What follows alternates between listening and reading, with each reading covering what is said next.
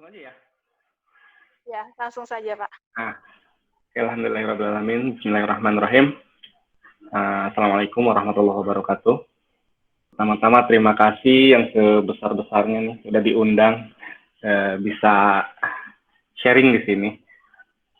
Di acaranya namanya apa? Podcast for Donation, Pak. Donation, alhamdulillah. Terima kasih. Sebelumnya perkenalkan, nama saya Brian Deriansyah bin Kamud. Biasa dipanggil Abi Jingga karena itu anak-anak saya namanya Jingga. Yang pertama Mentari Kuel Jingga, yang kedua Lembayung Kuel Jingga. Ini saya langsung ke slide share aja ya.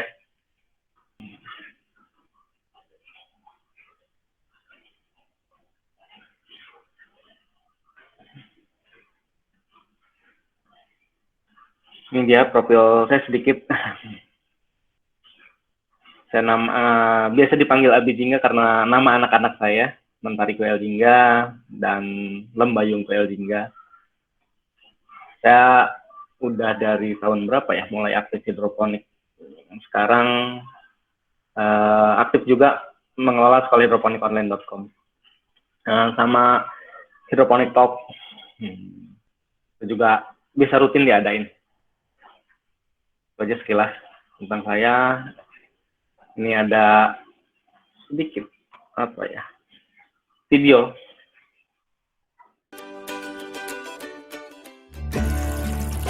Hijau, segar dan menyejukkan mata. Aneka komoditi sayur seperti cabai, mentimun, kol dan bayam terhampar. Aneka komoditi buah juga ada, mulai dari semangka, melon hingga pepaya. Inilah kebun hidroponik milik Brian Kamud. Sejak tahun 2012, warga desa Simpar, Kecamatan Cipunagara, Subang ini memanfaatkan lahan pekarangan rumahnya untuk menanam sayur dengan sistem hidroponik. Kita sebenarnya karena tinggal di pedesaan ya, agak ke pasar itu agak jauh. Jadi kita mencoba membuat mencari cara gimana caranya nanam sayuran gitu buat kebutuhan hidup kita gitu. Tapi kita dengan ada keterbatasan lahan sehingga kita coba dengan sistem hidroponik. Hidroponik adalah membudidayakan tanaman dengan memanfaatkan air tanpa menggunakan tanah. Pertumbuhan tanaman menekankan pada pemenuhan kebutuhan nutrisi bagi tanaman. Karena itulah, meski lahan milik Brian hanya berukuran 9 meter persegi, hasilnya maksimal. Dari awalnya sekedar memenuhi kebutuhan sendiri, hingga kini menjadi sumber penghasilan. Kebun mungilnya ini sudah hasilkan 40 juta rupiah per bulan. Ini didapat dari hasil penjualan sayur, buah dan bibitnya, termasuk penjualan perlengkapan bertani hidroponik. Semua ia pasarkan melalui media sosial. Kini konsumennya tidak hanya di Subang, melainkan juga berasal dari luar daerah seperti Surabaya, Kalimantan, dan Jabodetabek. Iman Budiman melaporkan untuk NET. Oke, lanjut. Ini aktivitas-aktivitas saya ngisi berbagai pelatihan dari mulai di rumahan bersama ibu-ibu sampai di beberapa instansi ya ngisi-ngisi pelatihan hidroponik. Selanjutnya kita langsung aja ya ke materinya biar nggak berlama-lama. Hidroponik mungkin kalau kita mengacu apa itu hidroponik, yang paling banyak diacu ya saat ini adalah yang ada di Wikipedia gitu. Yang artinya hidroponik berasal dari bahasa ya begitulah. Kalau silakan baca sendiri gitu di Wikipedia. Rata-rata istilahnya seperti ini, nggak jauh beda gitu kan. Intinya hidroponik adalah sistem tanam tanpa tanah. Jadi menanam tanpa menggunakan tanah dan menggunakan air sebagai penghantar nutrisi, menghantar unsur hara kepada tanamannya. Jadi menggunakan air sebagai penghantarnya, gitu kan. Jadi tanpa tanah menggunakan air sebagai penghantarnya. Intinya di situ, gitu kan. Kenapa kita sih harus berhidroponik? Gitu? Ini adalah fakta yang ada di lapangan saat ini. Ada alih fungsi lahan yang luar biasa besar. Alih fungsi lahan dari mulai Saya tinggal di Subang ya, Subang Jawa Barat. Subang, Karawang itu salah satu lumbung padi di Indonesia. Beras itu dari Subang, dari Karawang, gitu, dari Cianjur. Tapi sekarang lahan-lahan di Subang sudah mulai Subang di Karawang itu sudah mulai tergantikan oleh pabrik-pabrik, gitu. Artinya alih fungsi lahan ini luar biasa. Dan selain pabrik juga lahan perumahan-perumahan gitu kan udah semakin padat. Sementara lahan pertanian ini udah mulai tersisihkan gitu. Ini fakta. Sementara pertumbuhan penduduk itu semakin meningkat. Ini yang ada saya pernah capture di salah satu situsnya United Nations ya. 2000 ini ya datanya 2030 itu 8,5 billion. Ini data yang di capture dari websitenya mereka. Ini artinya semakin hari pertumbuhan penduduk itu terus semakin meningkat, nggak berkurang penduduk bumi ini gitu kan. Meskipun ada yang ya sebagian yang meninggalkan dunia ini, tapi banyak lagi yang lahir baru gitu kan. Dan ini populasi ini udah semakin meningkat gitu. Ini fakta berikutnya. Fakta berikutnya pertanian ini tenaga pertanian intinya, petaninya gitu kan. Ini udah mulai langka. Anak-anak generasi baru, generasi mungkin lahiran 80-an itu udah jarang sekali yang mau terjun ke sawah, ke ladang gitu kan. Ini sementara hanya tersisa aja dari generasi-generasi tahun kelahiran 70-an ke sana gitu kan. Anak-anak lahiran 80, anak-anak apalagi 90, 2000 gitu. Udah nggak ada yang mau nyentuh sawah. Ini fakta. Saya di Subang itu udah sangat susah sekarang udah nyari petani yang beneran, yang mau terjun ke sawah. Mereka rata-rata lulus SMA itu udah langsung nyari pabrik, kerja di pabrik gitu kan. Ini faktanya gitu kan. Petani udah semakin langka gitu kan. Sementara kebutuhan makan kita tetap, ini kebutuhan makan. Kita tetap butuh makan gitu kan. Semua tetap butuh makan. Dan makanan itu nggak bisa digantikan oleh pil misalnya. Bahwa sekarang kita merubah makan ini cuma dengan menelan satu pil yang telah ditemukan, nggak bisa. Kita tetap butuh beras, butuh nasi, mungkin butuh jagung untuk karbohidratnya. Terus yang lain-lainnya gitu. Ada sayur mayur yang dibutuhkan gitu kan. Itu tetap dibutuhkan makanan itu. Ini adalah fakta-fakta yang ada gitu kan. Kendala-kendalanya ternyata tadi salah satunya ketersediaan lahan, karena tadi alih fungsi lahan yang gila-gilaan gitu kan. Ketersediaan lahan mereka untuk menanam itu mulai menipis ketersediaannya. Terus produksinya juga untuk menanam, misalnya di kendala-kendala yang terjadi itu untuk menanam sayur itu harus di daerah-daerah tertentu. Misalnya kalau di Jawa Barat itu di Lembang. Jadi menanam sayur hanya harus di tanah-tanah yang memang dataran tinggi, subur, seperti di Lembang gitu atau di daerah Cianjur gitu kan. Sementara di daerah-daerah pesisir itu nggak bisa nanam sayur. Ini juga salah satu kendala gitu kan. Jadi jarak dan distribusi juga panjang gitu kan. Terus tadi minimnya tenaga pertanian. Petani itu udah mulai ditinggalkan profesi sebagai petani itu udah mulai ditinggalkan. Ini kendala yang terjadi. Dan ternyata kesini-sini udah mulai ada penemuan dengan sistem hidroponik. Ini menurut saya pertanian era modern gitu kan, dimana tadi kendala-kendala tadi gitu, kendala-kendala lahan pertanian itu bisa disiasati dengan sistem hidroponik gitu kan. Ini justru harus ini seperti ini. Karena dengan hidroponik itu tanpa tanah, ini nggak bisa nanam dimanapun. Ini rooftop. Kalau di slide share ini ada rooftop. Bisa nanam di sini. Karena tadi kita nggak perlu nggak perlu tanah, sehingga kita bisa nanam dimanapun gitu kan. Di atas gedung seperti ini itu bisa gitu kan. Terus efektif. Ini tidak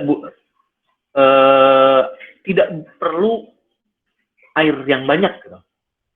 Hidroponik itu sangat irit airnya karena tersirkulasi, hanya menggunakan air yang itu aja. Beda dengan ini 80% lebih irit dibandingkan dengan konvensional. Kalau konvensional disiram udah terserap tanah, udah selesai gitu si air. Sementara kalau di hidroponik, airnya hanya menggunakan air yang sama, terus bersirkulasi. Jadi ini sangat irit air. Ini selain itu di hidroponik, kalau tadi di tanah itu, kalau misalnya perbedaannya dengan di tanah, unsur hara yang ada di tanah itu kita tidak tahu apa aja kandungan di dalamnya gitu kan. Tapi dengan sistem hidroponik kita tahu apa yang dimau oleh tanaman. Kalau tanaman butuhnya N-nya berapa, P-nya berapa, kalsiumnya berapa, gitu. Itu dikasih sesuai dengan takarannya. Sehingga sangat efektif, pertumbuhannya sangat optimal gitu kan. Baik dari sisi kualitas maupun kuantitas. Ini karena efektif gitu kan. Gitu. Efisien. Di hidroponik juga tadi, ketika kita karena kita bisa menanam di daerah manapun gitu. Kalau tadi saya bilang untuk tanaman sayur-sayuran, selama ini kalau Jawa Barat itu kita hanya menanya ke Lembang gitu kan. Sementara dengan sistem hidroponik ini di daerah pantai itu banyak, udah bisa gitu nanam sayur sekarang. Daerah yang sangat panas seperti itu gitu kan, itu bisa menanam sayur. Nggak perlu lagi terkendala dengan letak geografis harus ada di daerah daerah-daerah yang dingin seperti di Lembang, di Cianjur gitu kan. Tapi di daerah Pantura, Jawa itu udah bisa nanam sayur-sayuran gitu kan. Bahkan saya banyak teman-teman yang dari luar Jawa seperti di Makassar juga daerah pantai-pantainya itu udah mulai marak teman-teman yang berhidroponik gitu kan. Artinya sudah tidak lagi terkendala letak geografis ya. Ini efisien. Dan di era-era sekarang ini salah satunya udah mulai ada yang menggunakan sistem robotik di luar negeri sana. Udah mulai, ini kalau nggak salah di Amerika. Terus saya juga pernah lihat videonya di daerah Brazil. Itu ada satu lahan yang sangat besar, semuanya dijalankan menggunakan robot. Bukan semuanya ya, ada bagian-bagian tertentu memang yang tetap menggunakan manusia. Artinya ini bisa efisien gitu. Pertanian itu ke depannya. Ini yang memang harusnya kita pelajari gitu kan. Mungkin karena tadi ini peluang bagi yang bisa menangkap sinyal tadi gitu kan. Ini adalah peluang bahwa dengan sistem hidroponik kita nggak harus lagi menjadi petani seperti zaman dulu yang harus ke sawah kotor-kotoran gitu. Kita tetap bisa menggunakan kemampuan memanage kita gitu kan untuk sistem hidroponik. Oke, sekarang saya perkenalkan sistem-sistemnya hidroponik itu seperti apa sih gitu. Dalam hidroponik ada dua, saya membaginya menjadi dua ya. Ini hanya saya aja yang membagi seperti ini, nggak tahu teman-teman yang lain. Jadi yang pertama ada sistem substrat. Sistem substrat itu sistem yang masih menggunakan media tanam. Tapi ini biasanya menggunakan netral hara gitu. Ini sistem substrat. Yang kedua adalah sistem pure nutrien. Ini hanya menggunakan air. Jadi tanpa ada media tanam lagi. Gitu. Kalau sistem substrat itu fungsinya untuk pegangan akar. Ini nanti ada perbedaannya. Gitu. Nanti saya jelaskan satu-satu. Nah, ini sistem pure nutrien. Pure nutrien itu artinya sistem yang hanya menggunakan air saja tanpa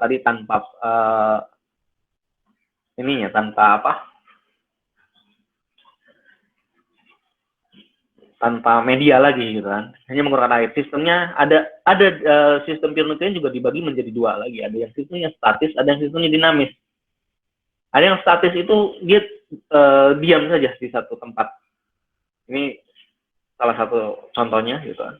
Dan ada juga yang dinamis yang bergerak dari satu tempat ke tempat lain gitu, si airnya itu. Ini sistemnya. Ini sistem yang statis. Contoh-contohnya ada autopot. Ini yang paling sederhana, simple gitu kan.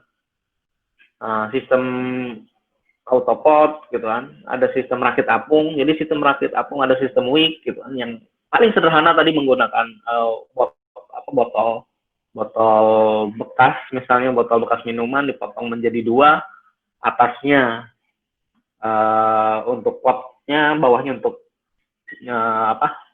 penyimpanan nutrisinya gitu kan. Ini paling sederhananya gitu kan. Beranjak ke berikutnya mungkin yang agak lebih besar, ini bisa menggunakan sistem rakit apung. Rakit apung itu tahu rakit ya, menggunakan styrofoam, dia ngambang di air, di bak. Kita bikin satu bak, baknya misalnya kalau tahu kolam lele yang dari terpal itu bisa seperti itu gitu kan. Bikin dari terpal dan di atasnya menggunakan styrofoam yang sudah dilubangi, jadi mengambang di air gitu. Ini sistem rakit apung gitu. Tadi sistem autopot itu sama aja seperti sistem wick gitu sebenarnya. Ini sistem yang statis. Nah, ini sistem yang dinamis. Sistem yang dinamis itu ada NFT, Nutrient Film Technique. Ini biasanya menggunakan media yang si bagian bawahnya itu datar. NFT itu. Ini. Kalau zaman dulu, kenapa disebut NFT, Nutrient Film Technique? Kalau zaman dulu ada film roll tipis sekali. Nah, si airnya itu mengalir setipis film. Ini yang kenapa disebut NFT gitu, Nutrient Film Technique gitu kan. Dia mengalir dengan aliran yang tipis. Itu NFT gitu kan. Terus ada sistem, ini masih belum diedit ya. Verticulture. Sistem yang disusun ke atas. Ini verticulture. Ini juga dia pola kerjanya dari ada wadah tandon nutrisi dialirkan ke atas, mengalir sampai ke tandon lagi, kembali lagi ini semuanya. Yang ketiga ada sistem DFT. DFT Deep Flow Technique. Ini hampir sama dengan sistem NFT tapi ada genangan air gitu. Ini masing-masing mempunyai kekurangan dan kelebihan. Kelebihan dari NFT misalnya itu dia kandungan oksigen terlarutnya lebih banyak. Tapi kekurangannya ketika mati lampu, kita memang harus manual nyiram gitu. Ini kekurangannya gitu. Tapi kelebihan DFT itu kalau mati lampu dia masih tetap ada nutrisi menggenang. Jadi masih aman gitu kan. Ketika mungkin ada sering mati lampu dan sebagainya. Tapi kekurangannya kadar oksigen terlarutnya tidak sebanyak NFT. Jadi masing-masing memang ada fungsinya, ada kekurangan dan ada kelebihannya. Nanti kita tinggal sesuaikan dengan di mana kita mau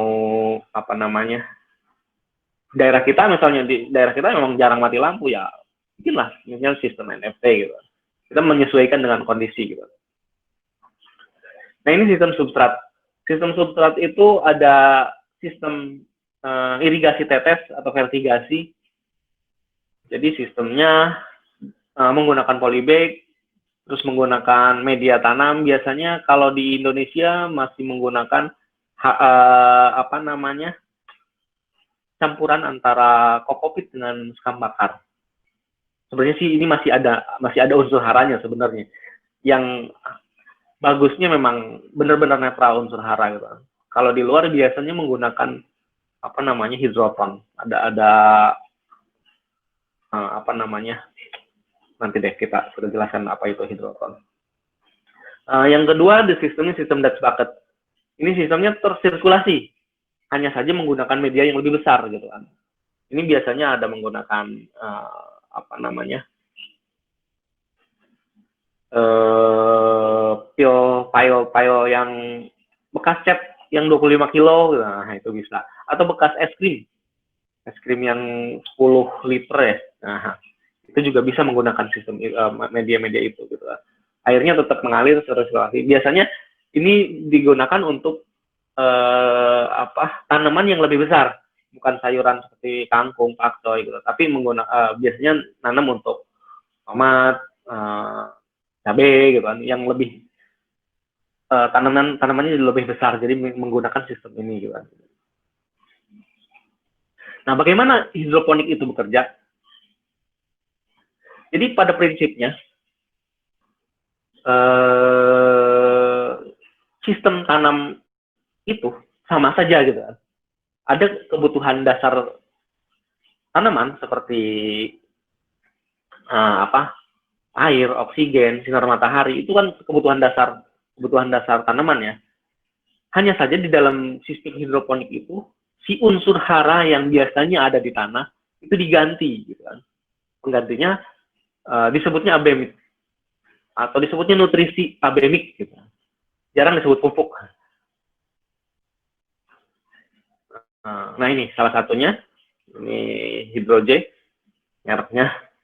Ini kita nggak disponsori oleh Hydroje, tapi saya sebut saja merek Hydroje. Ini salah satu apa namanya, salah satu nutrisi yang ada di pasaran gitu kan, nutrisi hidroponik atau disebut juga abemik gitu. Ini pengganti unsur hara yang ada di tanah. Gitu kan. Kalau di tanah mereka nyari sendiri gitu kan. Kalau di di hidroponik mereka disediakan dan takarannya yang sesuai gitu kan.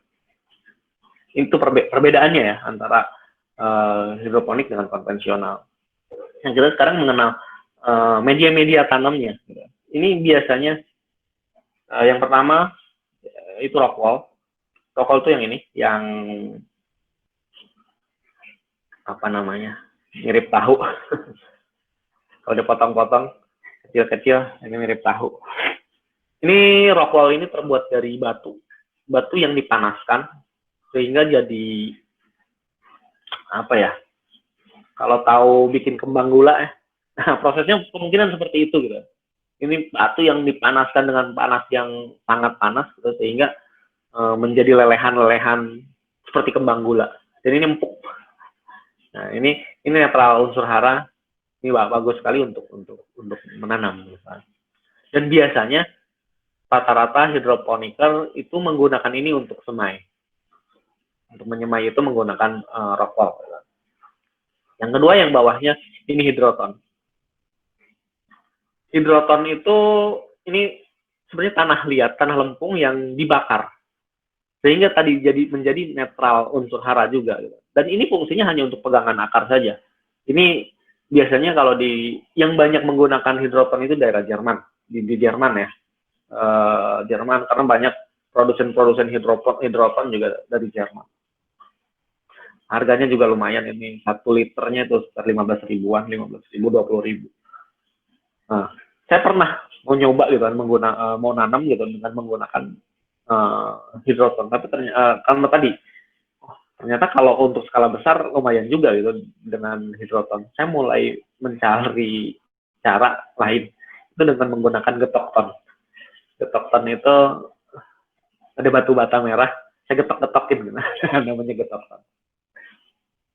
Ini fungsinya sama kok, hanya untuk pegangan akar, jadi nggak berfungsi untuk yang lain-lain gitu kan. Sama-sama dari tanah liat, sama-sama apa namanya dibakar, jadi netral unsur hara. Dan yang ketiga yang bawahnya lagi biasa di kita itu menggunakan kokopit. Ini kokopit itu sabut kelapa yang sudah digiling dihaluskan. Ini juga sangat biasa di Indonesia digunakan gitu, kokopit. Terus berikutnya yang atasnya lagi ini zeolit, itu batu zeolit gitu. Biasanya digunakan untuk filter tempat-tempat minum air minum kemas isi ulang gitu. Filternya itu menggunakan zeolit salah satunya. Ini bisa digunakan untuk media tanam.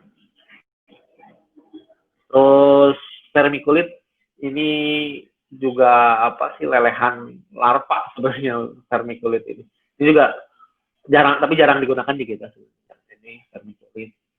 Terus yang paling populer berikutnya adalah yang bawah ini hitam, karang sekam. Ini juga paling banyak digunakan di kita di Indonesia ini.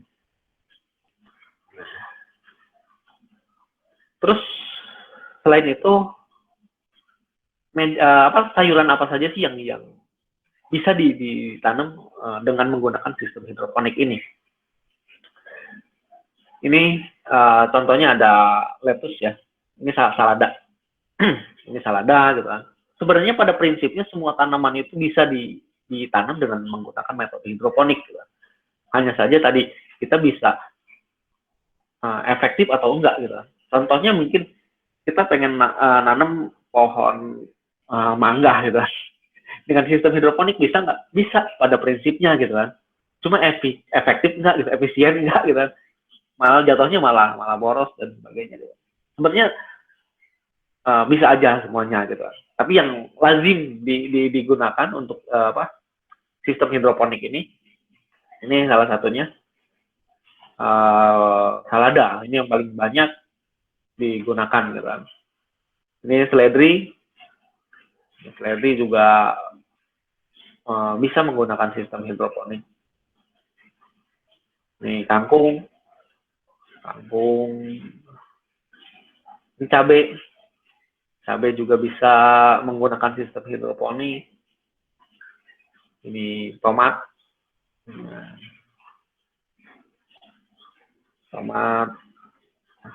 ini melon. Ini sistem melon ini tadi menggunakan sistem autopot. Ada alatnya sendiri, ketika airnya berkurang, debit airnya berkurang, dia mengeluarkan air sendiri. Oke, terima kasih. Mungkin itu yang bisa saya sampaikan sekarang. Kita langsung ke sesi tanya jawab aja, silahkan. Baik, kita masuk ke sesi tanya jawab. Ya, ini ada pertanyaan, saya bacakan. Pada sistem pertanian seringkali terjadi yang namanya gagal panen. Apakah sistem hidroponik ini juga ada hal-hal yang menyebabkan gagal panen? Lalu bagaimana persentase gagal panen antara sistem pertanian dengan sistem hidroponik? Oke. Langsung aja ya? Satu-satu biar. Kalau pada prinsipnya kita menanam hampir sama saja. Ada kendala-kendala. Kemungkinan gagal panen juga ada gitu. Hanya saja saat ini yang saya rasakan, saya nanam dari berapa tahun 2012 itu jarang sekali ya. Persentase untuk gagalnya sangat kecil gitu. Kecuali memang ada beberapa kali pernah gagal panen itu. Biasanya lebih ke teknis. Teknisnya itu lebih ke ada patah itunya sistemnya ada yang patah sehingga airnya kemana-mana. Ini seperti itu, lebih banyaknya ke hal-hal teknis kegagalannya. Kalau dari sisi hama, dari sisi serangan hama dan sebagainya, ini sangat lebih mudah dikendalikan sebenarnya dengan sistem hidroponik itu. Karena pada prinsipnya si tanaman itu ketika tadi kita kasih nutrisi yang bagus, antibodinya jadi kuat, sehingga dia akan terhadap serangan hama itu lebih kuat. Gitu. Intinya seperti itu. Karena tadi dengan sistem hidroponik itu kita bisa tahu, kita pelajari dulu fisiologi tanamannya, kita kasih nutrisinya sesuai dengan kebutuhan si tanaman, gitu. Jadi dia pas banget, gitu. Sehingga antibodi untuk tanaman itu jauh lebih kuat. Jadi ketika ada serangan hama itu nggak terlalu rentan gitu dengan hama, gitu. Apalagi kita udah antisipasi juga untuk ada hama, misalnya dengan menggunakan striker trap, gitu kan, dan sebagainya. Itu ada lampu yang apa namanya untuk perangkap hama itu, gitu. Itu bisa seperti itu, gitu kan. Kalau dari yang kemungkinan yang lainnya, yang serangan hama yang paling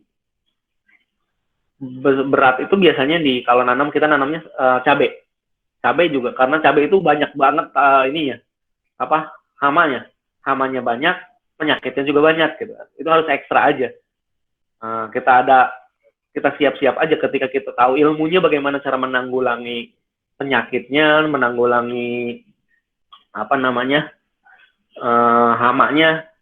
Insya Allah sih nggak kita bisa menanggulangi kegagalan panen, gitu. Seperti itu. Ya, baik. Ada pertanyaan selanjutnya dari Kak Dian Anugrahsari. Saya juga memiliki lahan hidroponik yang menggunakan sistem NFT dan DFT. Ya. Dan jarang gagal panen karena mungkin takaran nutrisi over ataupun kurang dari yang semestinya. Yang saya ingin tanyakan, minta tips dan trik untuk membuat nutrisi atau mungkin merekomendasikan nutrisi yang bagus, yang sesuai dan bisa menghasilkan hasil yang bagus sesuai standar di pasaran. Nutrisi ya. Kebetulan tadi Hidro J itu yang ditampilkan. Saya pernah beberapa kali membanding-bandingkan, gitu. Sebenarnya saya nggak ideal untuk ngomong. Karena Hidro J itu saya yang racik, ya. Saya yang bikin, gitu. Kalau bilang ini lebih bagus dari yang lain, gitu kan, itu nggak etis juga, gitu. Tapi saya puas dengan hasil racikan saya. Intinya lebih ke situ aja. Bukan Hidro J lebih bagus dari yang lain, ya. Itu aja. Saya puas dengan racikan saya, karena kalau dilihat di pasaran, silakan, Hidro J itu satu-satunya mungkin nutrisi yang paling banyak variannya. Saya untuk cabai ada khusus sendiri, untuk tomat ada khusus sendiri, terong ada khusus, untuk stroberi ada nutrisi khusus, untuk umbi ada nutrisi khusus. Karena tadi masing-masing tanaman itu punya kebutuhan yang berbeda-beda. Sehingga saya mencoba mempelajari fisiologi tanamannya, sehingga memberikan sesuai yang dibutuhkan oleh tanaman, gitu. Kalau menurut saya sih seperti itu. Intinya saya saya puas menggunakan Hidro J, gitu kan. Nutrisi Hidro J. Tapi saya nggak bilang bahwa Hidro J lebih baik dari yang lain. Mungkin ada aja yang lain juga yang bagus. Seperti itu. Baik, pertanyaan selanjutnya. Kan hidroponik memiliki berbagai macam sistem dan teknik. Nah, kira-kira yang paling cocok untuk kita sebagai pemula itu sistem yang mana? Tadi masing-masing punya kelemahan dan kelebihan, gitu kan. itu bisa disesuaikan dengan kondisi di daerah di tempat masing-masing gitu kan. Tadi kalau misalnya kita mau menggunakan sistem NFT itu bagus gitu kan. Tapi sering mati lampu nggak gitu kan. Sebenarnya pada prinsipnya sama aja, nggak ada bedanya. Kita mau belajar yang sistem hidroponik NFT tadi, yang DFT gitu kan, atau yang sistem yang rakit apung.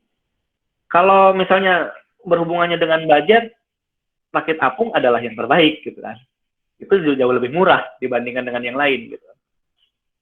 Tapi kalau kita punya budget, pengen NFT gitu kan, itu juga bagus gitu kan. NFT apa namanya? Tadi kelebihannya dia kandungan oksigen terlarutnya jauh lebih banyak dibandingkan yang lain. NFT itu dia masa panennya bisa lebih cepat dari yang lain. Tapi kalau secara kualitas sama ya, kualitas nggak beda. Tapi dia lebih cepat dari masa panennya. Nah, tapi kekurangannya tadi NFT itu kalau di daerah kita banyak mati lampu, mungkin DFT gitu kan, menggunakan sistem yang agak menggenang itunya. Kalau NFT itu dia biasanya menggunakan sistem yang itunya datar ya, bagian bawahnya. Tapi kalau DFT dia menggunakan pipa paralon, ada genangan. Jadi kita bisa menyesuaikan dengan apa kondisi pribadi kita gitu kan. Pengennya kondisi kita seperti apa gitu. Jadi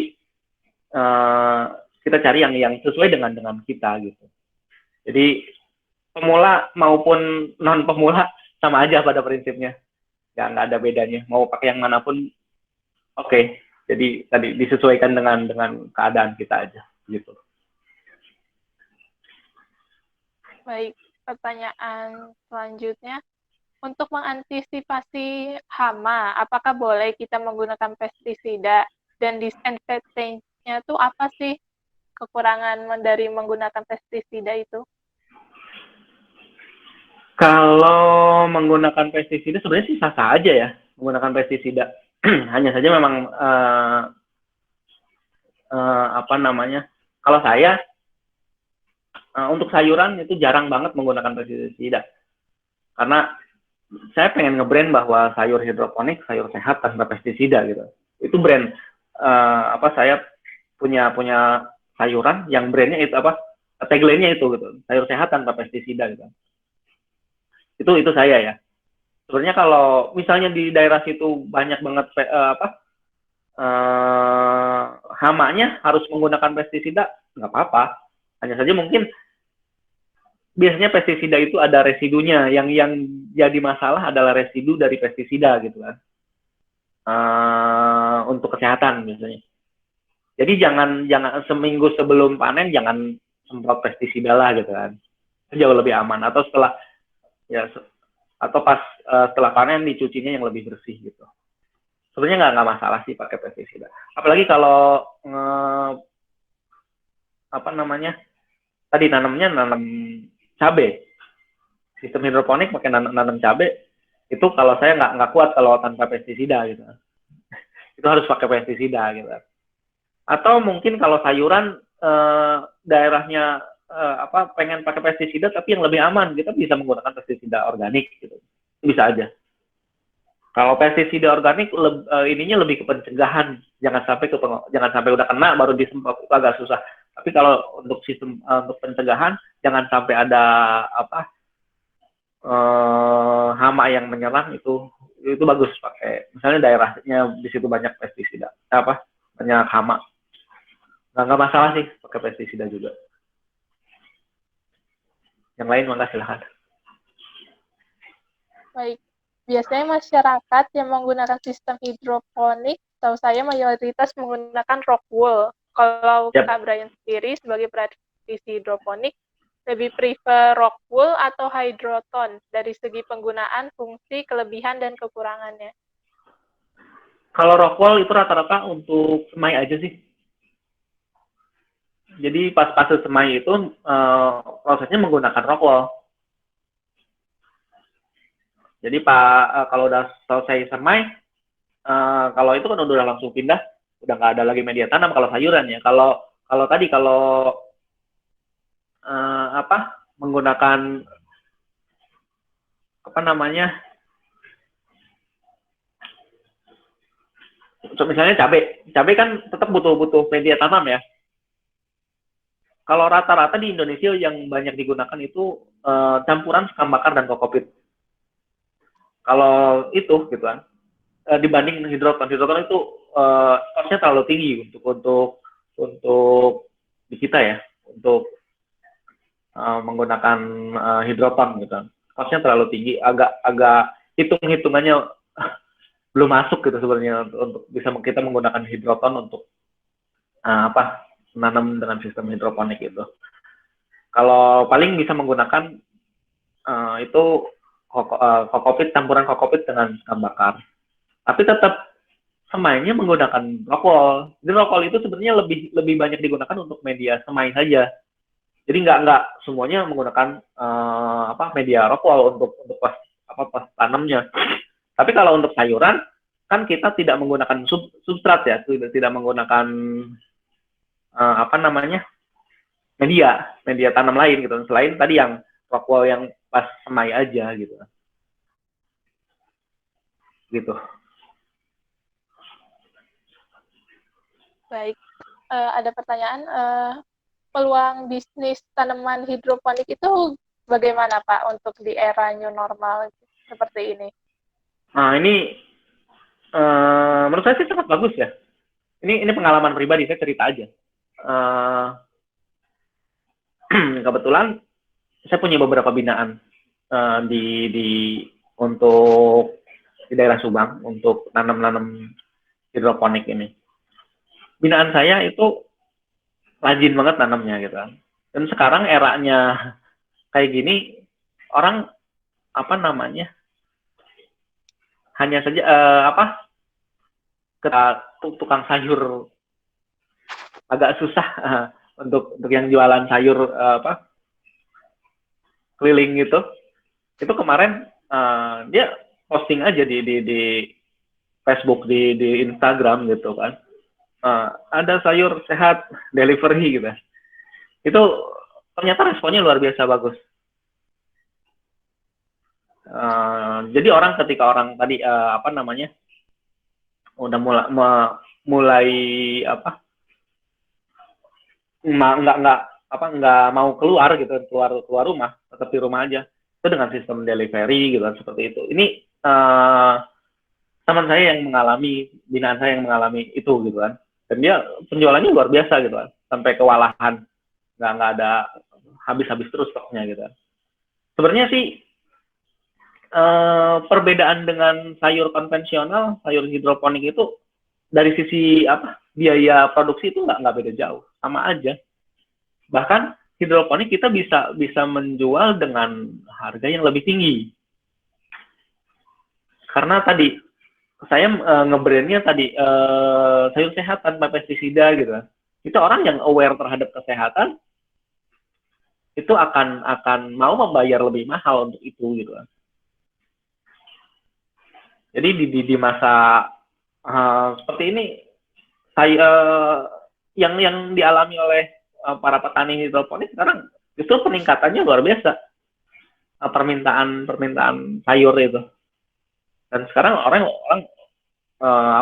mau makan sayur daripada makan yang selama ini kan mungkin banyak jajan di luar gitu kan. Sekarang harus makan makanan sehat ya, di rumah masak ya, sayur solusinya salah satunya gitu. Dan sayurnya mungkin yang lebih pas adalah sayur hidroponik. Seperti itu.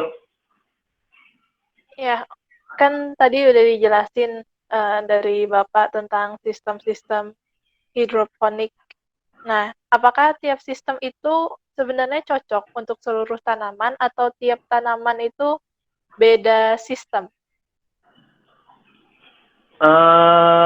Untuk sayur daun, mungkin sayur-sayuran yang diambil daunnya gitu kan, itu cocok untuk tadi dengan sistem pure nutrien.